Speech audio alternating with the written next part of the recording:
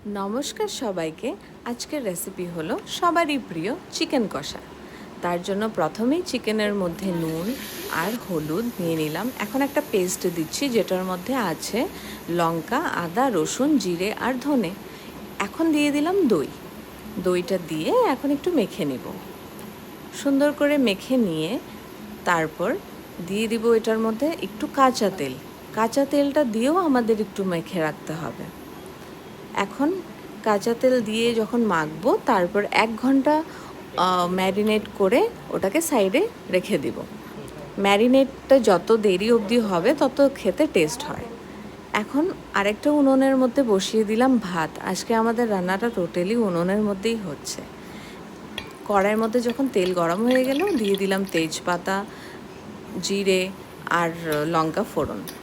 এখন পেঁয়াজ দিয়ে এটাকে ভেজে যখন পেঁয়াজ লালচা হয়ে যাবে ম্যারিনেট করা মাংসটাকে এখন দিয়ে দিলাম। ম্যারিনেট করা মাংস দিয়ে একটু নাড়াচাড়া করে নিব। যখন চিকেনটা অল্প কষে আসবে তখন দিয়ে দিব টমেটো।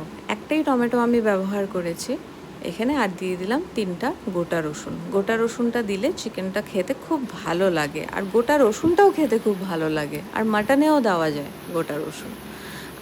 আপনারা তো মনে হয় সবাই দেন।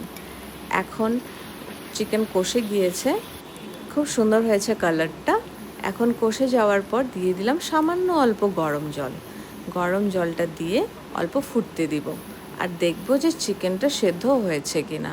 এখন একটা গরম মশলাটার জন্য আমি নিয়েছি হলো লং, ইলাইচি আর দালচিনি। এটাকে ভালো করে কুটে নিলাম।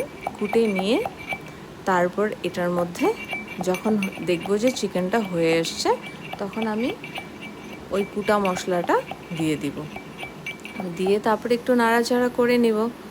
নাড়াচাড়া করে তো চিকেন রেডি। তারপর আপনারা সার্ভ করে খেতে পারেন। আমরা আজকে খেয়েছিলাম কলা পাতার মধ্যে। চিকেনটা দেখতে খুব সুন্দর হয়েছে।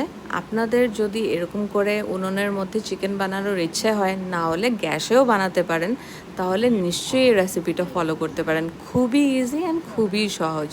কালারটা দেখতেই পাচ্ছেন কি দারুণ হয়েছে। আমার তো খেতে খুব ভালো লেগেছিল। দেখার জন্য ধন্যবাদ সবাইকে, আর আপনারা নিশ্চয়ই ট্রাই করবেন।